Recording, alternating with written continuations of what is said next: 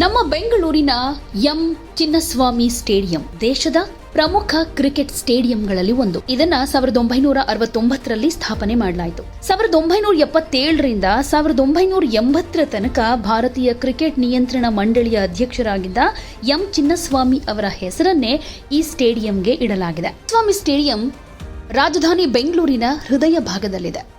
ಭಾರತದ ಅತ್ಯುತ್ತಮ ಹಾಗೆ ಎಲ್ಲಾ ವ್ಯವಸ್ಥೆಗಳನ್ನು ಒಳಗೊಂಡಿರೋ ಸುಸಜ್ಜಿತ ಸ್ಟೇಡಿಯಂಗಳಲ್ಲಿ ಇದು ಕೂಡ ಒಂದು.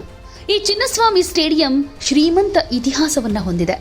ಹಾಗೆ ಅನೇಕ ವರ್ಷಗಳಲ್ಲಿ ಅನೇಕ ಸ್ಮರಣೀಯ ಕ್ರಿಕೆಟ್ ಕ್ಷಣಗಳನ್ನು ಕೂಡ ದಾಖಲಿಸಿದೆ. ಆದರೆ ಈಗ ಚಿನ್ನಸ್ವಾಮಿ ಸ್ಟೇಡಿಯಂ ಅಂತಂದ್ರೆ ತಕ್ಷಣ ನೆನಪಿಗೆ ಬರೋದು ರೀಸೆಂಟ್ ಆಗಿ ನಡೆದ ಕಾಲ್ತುಳಿತದ ದುರಂತ ಪ್ರಕರಣ.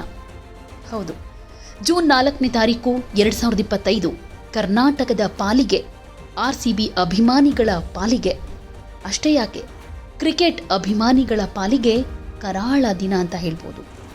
ಫ್ರೀ ಪಾಸ್ ಪೋಸ್ಟ್ ಅನ್ನು ನೋಡಿ ಚಿನ್ನಸ್ವಾಮಿ ಸ್ಟೇಡಿಯಂಗೆ ನುಗ್ಗಿದ್ದ ಲಕ್ಷ ಲಕ್ಷ ಅಭಿಮಾನಿಗಳಿಗೆ ಆ ಜಾಗದಲ್ಲಿ ಅಕ್ಷರಶಃ ನರಕ ದರ್ಶನ ಆಗ್ಬಿಡ್ತು. ಅದೇ ಜಾಗದಲ್ಲಿ 11 ಮಂದಿ ಒದ್ದಾಡಿ ಪ್ರಾಣ ಬಿಟ್ಟಿದ್ರು. ಇಷ್ಟೆಲ್ಲ ದುರಂತಕ್ಕೆ ಸಾಕ್ಷಿಯಾದ ಚಿನ್ನಸ್ವಾಮಿ ಸ್ಟೇಡಿಯಂ ಅನ್ನ ಬೇರೆ ಕಡೆಗೆ ಶಿಫ್ಟ್ ಮಾಡಬೇಕು ಅನ್ನೋ ಆಗ್ರಹ ಕೇಳಿ ಬರ್ತಾ ಇದೆ. ಅಲ್ಲಿ ಮೃತಪಟ್ಟ 11 ಜನರು ಹದಿಹರೆಯದವರು. ಈ ಆಘಾತಕಾರಿ ಘಟನೆ ಅನೇಕ ಲೋಪಗಳಿಂದಾಗಿದೆ ಅನ್ನೋದು ಗೊತ್ತಾಗುತ್ತೆ. ಈಗಾಗಲೇ ಪೊಲೀಸ್ ಇಲಾಖೆಯ ಅನೇಕ ಹಿರಿಯ ನಾಯಕರನ್ನ ಸರ್ಕಾರ ಸಸ್ಪೆಂಡ್ ಮಾಡಿದ್ರೆ, ಇಂಟೆಲಿಜೆನ್ಸ್ ಫೇಲ್ಯೂರ್ ಆಗಿರೋ ಕಾರಣಕ್ಕೆ ಈ ವಿಭಾಗದ ಮುಖ್ಯಸ್ಥರನ್ನು ಕೂಡ ಟ್ರಾನ್ಸ್ಫರ್ ಮಾಡಲಾಗಿದೆ. IPL ಕಪ್ ಗೆದ್ದ 11 ಆಟಗಾರರನ್ನ ನೋಡೋದಕ್ಕೆ ಬಂದು ಬಲಿಯಾಗಿದ್ದು 11 ಮಂದಿ. ಎಂಥ ದುರಂತ ಅಲ್ವಾ? ಕರಾಳ ಕಾಲ್ತುಳಿತದಲ್ಲಿ ಅದೆಷ್ಟು ಒದ್ದಾಡಿರ್ಬೇಕು ಆ ಜೀವಗಳು. ರಕ್ತ ಚರಿತ್ರೆಗೆ ಸಾಕ್ಷಿಯಾದ ಚಿನ್ನಸ್ವಾಮಿ ಸ್ಟೇಡಿಯಂ ಅನ್ನ ಬೇರೆ ಕಡೆಗೆ ಶಿಫ್ಟ್ ಮಾಡೋದಕ್ಕೆ ಕೌಂಟ್ ಡೌನ್ ಶುರುವಾದ ರೀತಿಯಲ್ಲಿ ಕಾಣಿಸ್ತಾ ಇದೆ. ಕಬ್ಬನ್ ಪಾರ್ಕ್ ವಾಕರ್ಸ್ ಅಸೋಸಿಯೇಷನ್ ಅಧ್ಯಕ್ಷ ಉಮೇಶ್ ಚಿನ್ನಸ್ವಾಮಿ ಸ್ಟೇಡಿಯಂ ಅನ್ನ ವಶಪಡಿಸಿಕೊಳ್ಳಿ ಅಂತ ಮೋದಿಗೆ ಪತ್ರ ಬರೆಯೋದಕ್ಕೆ ಮುಂದಾಗಿದ್ದಾರೆ. ಸಿಟಿ ಸೆಂಟರ್ ಒಳಗಡೆ ಗ್ರೌಂಡ್ ಬೇಕಾಗಿಲ್ಲ. ಏರ್ಪೋರ್ಟ್ ಪಕ್ಕ KSCAಗೆ ಸೇರಿದ 100 ಎಕರೆ ಜಾಗ ಇದೆ, ಅಲ್ಲಿಗೆ ಸ್ಥಳಾಂತರ ಮಾಡಿ ಅಂತ ಲೆಟರ್ ಬರೆಯೋದಕ್ಕೆ ತಯಾರಿ ಮಾಡಿಕೊಂಡಿದ್ದಾರೆ. ಚಿನ್ನಸ್ವಾಮಿ ಮಾತ್ರ ಅಲ್ಲ, ಜೊತೆಗೆ ಕಂಠೀರವ ಸ್ಟೇಡಿಯಂ ಅನ್ನು ಕೂಡ ಸ್ಥಳಾಂತರ ಮಾಡಬೇಕು, ಇದರಿಂದ ಟ್ರಾಫಿಕ್ ಜಾಮ್ ಜಾಸ್ತಿ ಆಗ್ತಾ ಇದೆ ಅಂತ ಹೇಳಿದ್ದಾರೆ. ಇನ್ನು ಈ ವಿಚಾರದ ಬಗ್ಗೆ ಸಿಎಂ ಸಿದ್ದರಾಮಯ್ಯ ರಿಯಾಕ್ಟ್ ಮಾಡಿದ್ದಾರೆ. ಚಿನ್ನಸ್ವಾಮಿ ಸ್ಟೇಡಿಯಂ ಸ್ಥಳಾಂತರದ ಬಗ್ಗೆ ಪರಿಶೀಲನೆ ಮಾಡ್ತೀವಿ, ಹೊಸ ಜಾಗ ಸಿಗ್ಬೇಕಲ್ಲ ಅಂತ ಹೇಳಿದ್ದಾರೆ. ಹಾಗೆ ಈ ಚಿನ್ನಸ್ವಾಮಿ ಸ್ಟೇಡಿಯಂ ಅನ್ನ ಸುರಕ್ಷಿತ ಸ್ಥಳಕ್ಕೆ ಸ್ಥಳಾಂತರಿಸೋದ್ರ ಬಗ್ಗೆ ಸರ್ಕಾರ ಗಂಭೀರವಾಗಿ ಪರಿಗಣಿಸ್ತಾ ಇದೆ. ಕಾಲ್ತುಳಿತದ ಸಮಸ್ಯೆಗೆ ದೀರ್ಘಕಾಲದ ಪರಿಹಾರ ಕಂಡುಕೊಳ್ಳೋದಕ್ಕೆ ಹೊಸ ಸ್ಥಳಕ್ಕೆ ಸ್ಥಳಾಂತರ ಮಾಡಬೇಕು. ಇಂತಹ ಅಹಿತಕರ ಘಟನೆಗಳು ಯಾವುದೇ ಸರ್ಕಾರದ ಅವಧಿಯಲ್ಲಾಗಲಿ ನಡೀಬಾರದು.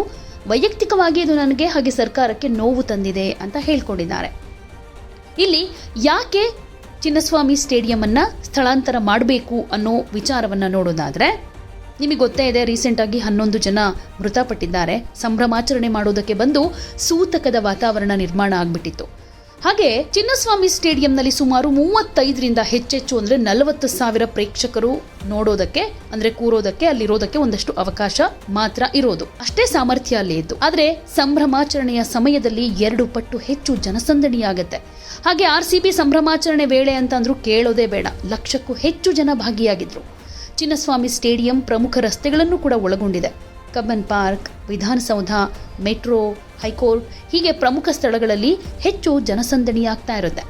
ಹೀಗಾಗಿ ಟ್ರಾಫಿಕ್ ಸಮಸ್ಯೆ ಕೂಡ ಜಾಸ್ತಿ ಆಗುತ್ತೆ. ಸೊ ಚಿನ್ನಸ್ವಾಮಿ ಕ್ರೀಡಾಂಗಣವನ್ನ ಸ್ಥಳಾಂತರ ಮಾಡಬೇಕು ಅನ್ನೋ ಚರ್ಚೆ ಈಗ ಮುನ್ನೆಲೆಗೆ ಬರ್ತಾ ಇದೆ. ಹಾಗಾದ್ರೆ ಶಿಫ್ಟ್ ಮಾಡೋದೇ ಆದ್ರೆ ಎಲ್ಲಿಗೆ ಶಿಫ್ಟ್ ಮಾಡಬಹುದು, ಈ ವಿಚಾರದ ಬಗ್ಗೆ ಕೂಡ ಚರ್ಚೆ ಆಗ್ತಾ ಇದೆ. ಆದ್ರೆ ಯಾವುದೇ ಅಧಿಕೃತ ನಿರ್ಧಾರವನ್ನ ಇನ್ನೂ ತೆಗೆದುಕೊಳ್ಳದೇ ಇದ್ರೂ IPL ಪಂದ್ಯಗಳಲ್ಲಿ RCBಯನ್ನ ಆಯೋಜಿಸೋ ಬೆಂಗಳೂರಿನ ಪ್ರಾಥಮಿಕ ಕ್ರಿಕೆಟ್ ಕ್ರೀಡಾಂಗಣವಾದ IPL ಪಂದ್ಯಗಳಲ್ಲಿ RCBಯನ್ನ ಆಯೋಜಿಸೋ ಬೆಂಗಳೂರಿನ ಪ್ರಾಥಮಿಕ ಕ್ರಿಕೆಟ್ ಕ್ರೀಡಾಂಗಣದ ಸ್ಥಳಾಂತರಕ್ಕೆ ಅನೇಕ ಸ್ಥಳಗಳ ಬಗ್ಗೆ ಈಗ ಚರ್ಚೆ ಆಗ್ತಾ ಇದೆ. ಅಲ್ಲಿ ಒಂದೇದು ದೇವನಹಳ್ಳಿ ವಿಮಾನ ನಿಲ್ದಾಣ ಕಾರಿಡಾರ್ ಅನ್ನೋದು. ಈ ಪ್ರದೇಶ ವಿಶಾಲವಾದ ಭೂಲಭ್ಯತೆಯನ್ನು ಹೊಂದಿದೆ. ವಿಸ್ತರಿಸ್ತಾ ಇರೋ ಎಕ್ಸ್ಪ್ರೆಸ್ ವೇಗಳು, ಮೆಟ್ರೋ ಯೋಜನೆಗಳು, ಕೆಂಪೇಗೌಡ ಅಂತಾರಾಷ್ಟ್ರೀಯ ವಿಮಾನ ನಿಲ್ದಾಣದಲ್ಲಿ ಒಳ್ಳೆ ಸಂಪರ್ಕ ಇಟ್ಕೊಂಡಿದೆ. ಇದು ನಗರ ಕೇಂದ್ರದಿಂದ ದೂರದಲ್ಲಿದೆ. ಹಾಗೆ ಹೆಚ್ಚಿನ ಪ್ರಮಾಣದ ಕಾರ್ಯಕ್ರಮಗಳಿಗೆ ಸಾಧ್ಯ ಆಗೋ ಹಾಗೆ ಸಾರ್ವಜನಿಕರಿಗೆ ಅನುಕೂಲವಾಗೋ ರೀತಿಯಲ್ಲೇ ಸಾರಿಗೆ ವ್ಯವಸ್ಥೆಗಳು ವೇಗವಾಗಿ ಕಲ್ಪಿಸಿದ್ರೆ ಇಲ್ಲಿ ಮಾಡಬಹುದಾದಂಥ ಸಾಧ್ಯತೆಗಳಿರುತ್ತೆ. ಇನ್ನೊಂದು ಕಡೆ ಅಂದ್ರೆ ಯಲಹಂಕ ಹೆಬ್ಬಾಳ ಉಪನಗರ. ಬೆಂಗಳೂರಿನ ಅಭಿವೃದ್ಧಿ ಹೊಂತಾ ಇರುವ ಪ್ರದೇಶಗಳಲ್ಲಿ ಇದು ಕೂಡ ಒಂದು. ಭವಿಷ್ಯದ ಮೆಟ್ರೋ ಸಂಪರ್ಕ ಮತ್ತು ವಸತಿ ವಾಣಿಜ್ಯ ವಿಸ್ತರಣೆಯೊಂದಿಗೆ ಕಾರ್ಯತಂತ್ರದ ನಗರ ವಿಸ್ತರಣೆಯಾಗಿ ಅಭಿವೃದ್ಧಿ ಹೊಂತಾ ಇದೆ. ಇದರ ಹೊರತಾಗಿ ಪ್ರಮುಖ ಕಾರ್ಯಕ್ರಮಗಳ ಸಮಯದಲ್ಲೂ ಕೂಡ ಇಲ್ಲಿ ಜನದಟ್ಟಣೆ ಹೆಚ್ಚಾಗಿರೋದನ್ನ ಗಮನಿಸಬಹುದು. ಇನ್ನೊಂದು ಸ್ಥಳ ಅಂದ್ರೆ ಮೈಸೂರು ರಸ್ತೆ, ನಾಯಂಡಹಳ್ಳಿ ವಲಯ. ಈ ಪ್ರದೇಶದಲ್ಲಿ ಮೂಲ ಸೌಕರ್ಯ ಅಭಿವೃದ್ಧಿಗೆ ಸಾಮರ್ಥ್ಯವನ್ನ ಹೊಂದಿದೆ. ಅನೇಕ ಯೋಜನೆಗಳು ನಡೀತಾ ಇರೋ ಹಾಗೆ ಪ್ರಧಾನ ರಸ್ತೆಗಳಿಗೆ ಪ್ರವೇಶವನ್ನ ಹೊಂದಿರೋ ಇದು ಸರಿಯಾಗಿ ಪ್ಲಾನ್ ಮಾಡಿದ್ರೆ ಸುಲಭವಾಗಿ ಜನದಟ್ಟಣೆಯನ್ನ ಕಂಟ್ರೋಲ್ ಮಾಡುವಂತ ಪ್ರದೇಶ ಅಂತ ಹೇಳ್ಬೋದು. ಇದು ಜಸ್ಟ್ ಒಂದಷ್ಟು ಊಹಾಪೋಹ ಅಷ್ಟೇ. ಬೇರೆ ಕಡೆಗಳಲ್ಲೂ ಕೂಡ ತಲೆ ಎತ್ತಬಹುದು, ಇಲ್ಲೇ ಅಂತಲ್ಲ. ಸಾಧ್ಯತೆಗಳ ಬಗ್ಗೆ ಚರ್ಚೆ ಆದಾಗ ಈ 3 ಕಡೆ ಒಂದಷ್ಟು ಮಾಡಬಹುದಾಗತ್ತೆ ಅನ್ನೋ ರೀತಿಯಲ್ಲಿ ಚರ್ಚೆ ಆಗ್ತಾ ಇದೆ. ಸಿದ್ದರಾಮಯ್ಯನವರು ಹೇಳೋ ರೀತಿಯಲ್ಲಿ ಶಿಫ್ಟ್ ಮಾಡಬೇಕು, ಜಾಗ ಸಿಗ್ಬೇಕಲ್ಲ ಅಂತ ಹೇಳ್ತಾ ಇದ್ದಾರೆ. ಹೀಗಾಗಿ ಮತ್ತೆ ವಿಪಕ್ಷಗಳು ಸರ್ಕಾರದ ಮೇಲೆ ಆರೋಪ ಮಾಡ್ತಾ ಇದ್ದಾವೆ. ಸರ್ಕಾರಕ್ಕೆ ಮಹತ್ವದ ಸಲಹೆಯನ್ನ ಕೊಟ್ಟಿದ್ದಾರೆ ಆರ್ ಅಶೋಕ್ ಅವರು. ಹೊಣೆಗಾರಿಕೆಯಿಂದ ನುಣುಚಿಕೊಳ್ಳೋದಕ್ಕೆ ತಮ್ಮ ಹತಾಶ ಪ್ರಯತ್ನವನ್ನ ಮುಂದುವರಿಸಿರೋ ಸಿದ್ದರಾಮಯ್ಯನವರು ಈಗ ಚಿನ್ನಸ್ವಾಮಿ ಸ್ಟೇಡಿಯಂನ ಸ್ಥಳಾಂತರ ಮಾಡಬೇಕು ಅನ್ನೋ ಹೊಸ ವರಸೆಯನ್ನ ಶುರು ಮಾಡ್ಕೊಂಡಿದ್ದಾರೆ.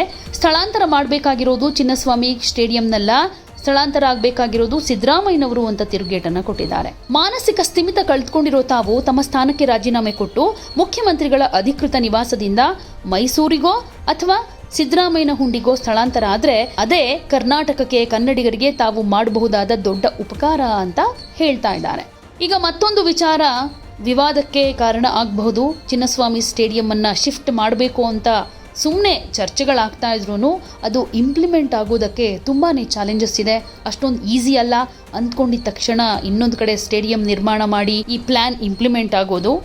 ಆದರೆ ಸದ್ಯಕ್ಕಂತೂ ಈ ವಿಚಾರದ ಬಗ್ಗೆ ಚರ್ಚೆಗಳಾಗ್ತಾ ಇರೋದ್ರಿಂದ ಮುಂದಿನ ದಿನಗಳಲ್ಲಿ ಇದು ಸಾಧ್ಯ ಆಗುತ್ತಾ ಇಲ್ವಾ ಗೊತ್ತಿಲ್ಲ. ಈ ವಿಚಾರ ಮತ್ತಷ್ಟು ರಾಜಕೀಯ ಆರೋಪ ಪ್ರತ್ಯಾರೋಪಗಳಿಗೂ ಕೂಡ ಕಾರಣ ಆಗಬಹುದು. ಹಾಗೆ ಈ ಚಿನ್ನಸ್ವಾಮಿ ಸ್ಟೇಡಿಯಂ ಪ್ರಭಾವಶಾಲಿ ವಾಸ್ತುಶಿಲ್ಪಕ್ಕೆ ಫೇಮಸ್.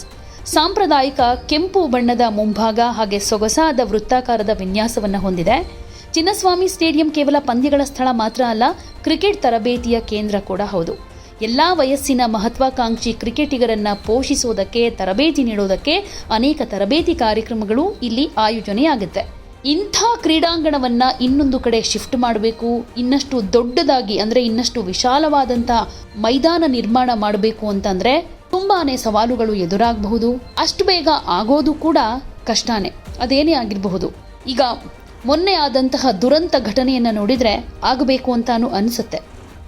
ಈ ವಾದವನ್ನ ಒಪ್ಲೇಬೇಕಾಗತ್ತೆ. ಆದರೆ ಕಾಲ್ ತುಳಿತದಲ್ಲಿ ಹಾರಿ ಹೋದ 11 ಜೀವಗಳು ವಾಪಸ್ ಬರುತ್ವಾ? ಇದೇ ಕಹಿ ಸತ್ಯ.